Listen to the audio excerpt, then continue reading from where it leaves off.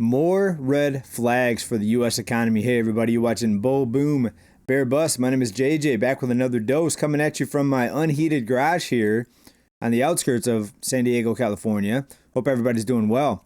We got a lot of news to get into as usual, a lot of financial economic news. We're going to talk about the rate decision out of the central bank. We're going to talk about the cost of living, housing, even the stock market here, and a few other things we want to jump into today, including more layoffs. But we've got this trade deficit, folks. Look at this. Another record trade deficit. So with all the optimism that we saw since November, record U.S. goods trade deficit seen cutting into fourth quarter GDP growth, folks. We as a country are importing way more than we're exporting. Now, that's been the case for a long time, many years, but it's getting worse. So here's how much worse it got. The goods trade deficit surged 18% in December. 18% just in December. Goods that we had to import increased 3.9%. So we don't manufacture enough. Of course, we have to import. It just got worse. It increased. The decrease in exports was 4.5%. So another record trade deficit, folks. And I'll just read you from this Reuters here, how they explain it here. Deterioration in the goods trade deficit reported by the Commerce Department on Wednesday raises the risk of a sharper slowdown in gross domestic product growth in the fourth quarter than economists had anticipated when they published their advanced GDP estimate for the last quarter on Thursday. So now they had to downward revise that. So the economy basically slowed down more than what they had reported initially. So there you go. That's the big red flag. That's the indicator, folks. That is not a good thing. When exports increase, or when exports decrease, rather, when imports increase, that means we're shedding jobs. We're not manufacturing as much here as we used to. Again, that's been the case for a long time, but it's continuing to get worse. We see more layoffs, more companies announcing people better return to the office, otherwise they're going to get laid off, and all federal jobs now. With the new administration, they're threatening the workers, and that's kind of a soft way to lay people off, because it's a pretty high number of people that once they work remotely, once they work at home, they desperately do not want to go back to the office. A lot of times because they moved away from the area because the cost of living was much higher in the downtown metropolitan area where a lot of these jobs were, but also just the comfort and the ease of working from home versus coming into the office every day. Obviously, getting dressed, packing the lunch, the commute there and back, dealing with the coworkers, everything else. So it was a big percentage. I don't have the numbers in front of me, but it was close to 50% from what I recall. And now federal jobs are being cut, and that's the way they're doing it. They're saying you better come into the office, otherwise you're going to lose your job. Next, if you follow financial economic news, you probably have already heard that the central bank decided to keep rates steady. No hike, no cut. The question would be, would they cut? That's what the administration wanted. But then also we had this blame game going on here about the Fed being responsible for the cost of living, for inflation, and therefore they're saying basically that they should have cut rates. But remember, if they cut rates, folks, that's only going to add fuel to the fire. It's going to make easier money. The money flow is going to become easier if you cut rates. People will be able to buy more with their loans, with their line of credit, with everything else. They'll be able to get a little bit more bang for their buck, so to speak, and prices will go higher because it'll increase demand. So it was the right thing to hold rates steady. Yes, we don't want to see rate cuts, but of course the current administration, they want to see rate cuts, but they also don't want to see inflation worsening, right? So they've got their back up against the wall, folks, both the central bank and the current administration. It's a no-win situation, it looks like to me, because again, if you cut rates in order to keep this debt sustainable for a little bit longer, it's just going to make the cost of living stay elevated, and people can't stand that. Again, going back to recent reports here that just came out in the past couple weeks, 14-year high in credit card defaults going all the way back to 2010.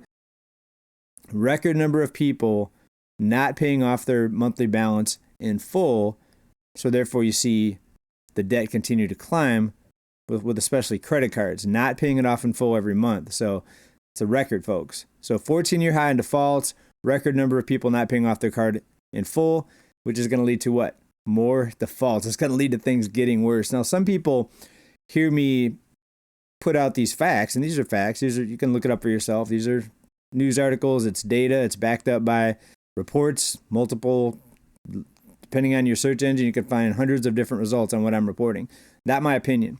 But yet, some people say that I'm bearish because I'm talking about these facts. Folks, I'm not bearish on the markets. The markets can go up to infinity at the click of a mouse. Look at Bitcoin. Look at gold, right? Pushing 3,000. And I think gold's going to go much higher. Remember, central banks are buying gold. Central banks can buy as much as they want to because they have unlimited currency creation powers. Do you understand? That's not bearish. That is bullish on asset prices, cost of living, asset prices, housing, up, and away. Investment houses, institutions, hedge funds, they can come in and buy thousands of homes with this borrowed money, easy money, right? Easy money for them, maybe not for you, but for them. Could push home prices even higher, folks. I'm more bullish than I am bearish. What I am bearish on is the U.S. consumer that we see, back to the data, not paying off their credit cards in full, record number of people carrying their balance from month to month, not paying it off, 14-year high again in delinquencies and defaults. So that's where I'm bearish on the U.S. consumer. I'm bearish on. So you say, well, you're bearish on the economy if you're bearish on the consumer. No, folks, the economy is no longer driven by the consumer. It's driven by borrowed money, but it's becoming more driven by big money, the top 10%. Again, the top 10% own how much? You guys should know this, guys and girls. People, 90% of stocks are owned by the top 10%. So is the economy really driven, or is the stock market rather driven by the working class, the middle class? No, absolutely not. But when you look at the state of the U.S. consumer, that's the bearish area they have to look at. The defaults, if people can't make their credit card payments. I just read a report here about evictions in Louisville, Kentucky. And these people they got a knock on their door. They had to get evicted. A lot of them are saying, can you please tell the judge we have no place to go? Can you tell the judge that it's cold out, that it's snowy out, that we can't get out of the house because this is too bad. The conditions are too bad. It didn't work, folks. These people still got kicked out of their homes, folks. And this is increasing just like I said it would. Doesn't mean I'm bearish. No, it just means that I'm putting two and two together. I'm looking at the state of the U.S. consumer. And it's very easy to see. It's not some crystal ball prediction. I used to get my crystal ball out back here and pretend like I was making a prediction based on that, folks. No, it's simple. It's simple stuff. It's common sense, right? Things are going to continue to get worse for the consumer. Can they push asset prices up higher? Yes. Can housing go higher? Yes. We just had the K Shiller home price index. Let's go ahead and get into that. How much did that go up? And these numbers just came out here in the past few days. Bring it up here. Up 3.8% year over year, folks, in November. K Shiller home price index. This is the 20 largest cities. And we are seeing some price weakness on the outskirts of some of these cities, though. And also some of them are down still pretty big from the peak. But year over year, home prices are up again. And is that me being bearish? No, I'm saying prices went higher. And they can push prices even higher, folks. And you think inflation's going to get better, or you think the cost of living is going to come down? And I should correct that. Inflation can get better. It can go from wherever it's at, 3% to 2%. But even 2% means prices are still going up, just not going up quite as fast as they were. Folks, we need deflation. They can't let deflation happen because that destroys the illusion of a growing economy. This whole economic growth talking point is based on more people borrowing money and going further into debt. Without that, the quote-unquote growth, it stops, and then the illusion gets shattered. So, of course, they can't let that happen, folks, right? On to some other news here. Super Bowl coming up here in February. These ads are going for $8 million. Ads in the Super Bowl, $8 million. At least 10 commercials to air during Super Bowl, whatever it is, 50-something, have sold for $8 million for a football game, folks. They sold out of ad spots. There's so many companies looking to put an ad in the Super Bowl.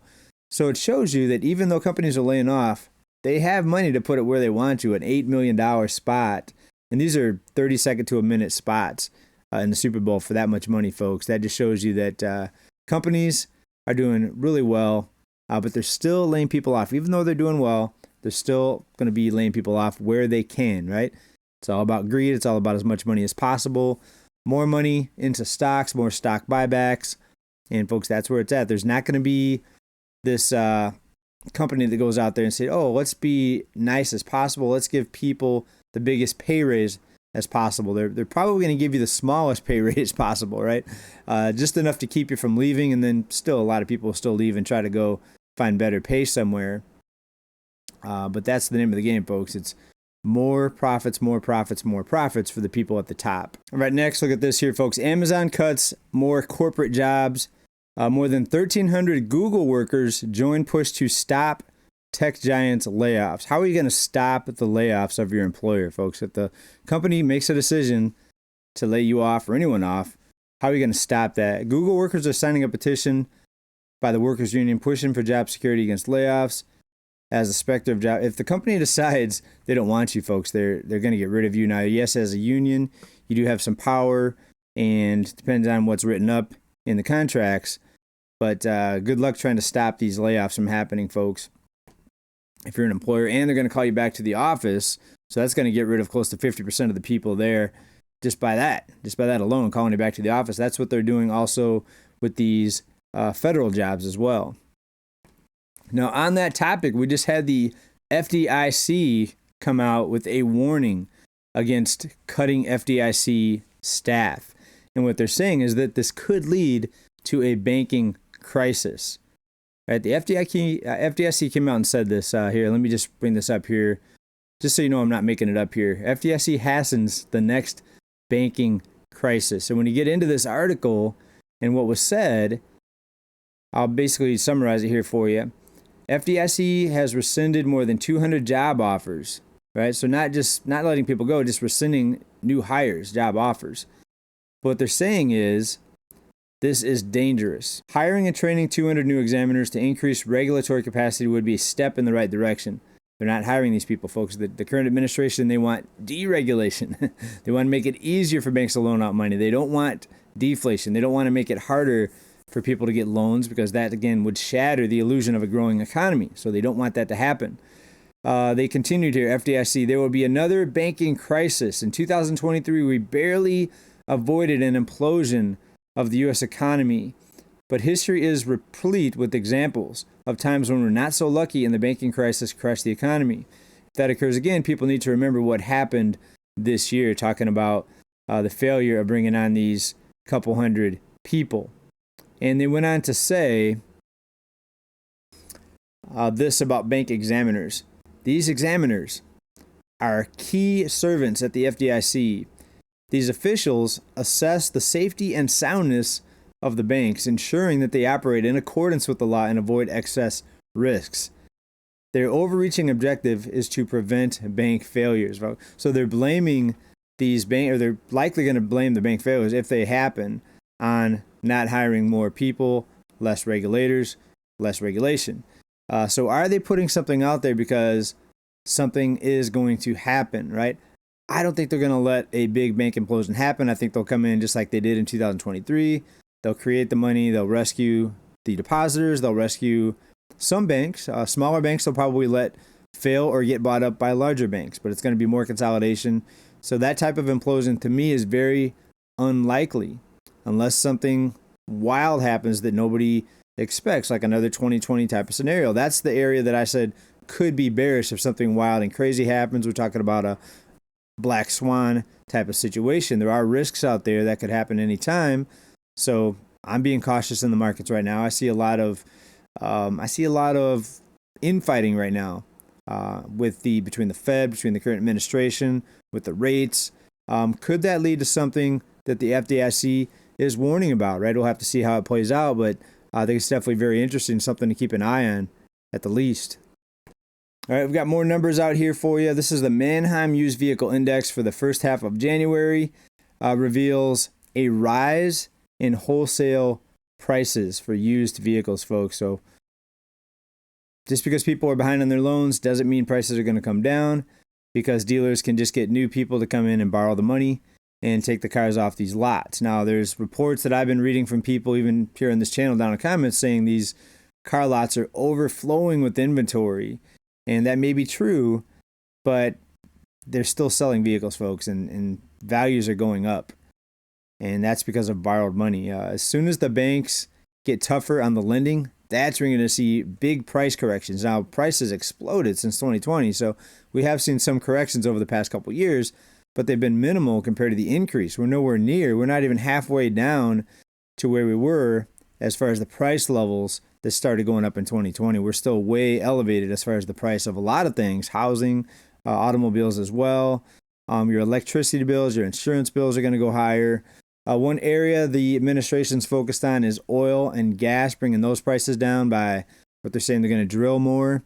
That might be one little bright spot in the overall picture of, I think, what's going to be a rising cost of living, folks. So I guess if you want to say bullish and bearish on the consumer, bullish on the profits from the very, very top, the top 10%, folks. That's what I look at here. So I hope I'm wrong. I hope everything switches up and the people regain solid traction and we see evictions disappear. I don't want to see anybody get evicted, especially in the winter. But it looks like things are getting worse, and that's the reports that I read today. And these are just reports, folks. I mean, look these up for yourself. I'm not making it up. I'm not just guessing here. This is all data that's been reported in many different areas. You can look it up. So let me know what you think about all this down in comments, folks. Call me the doom and gloom bear if you want, but these are the numbers. Anyways, keep stacking, everybody. Big love. Bye for now. Peace out.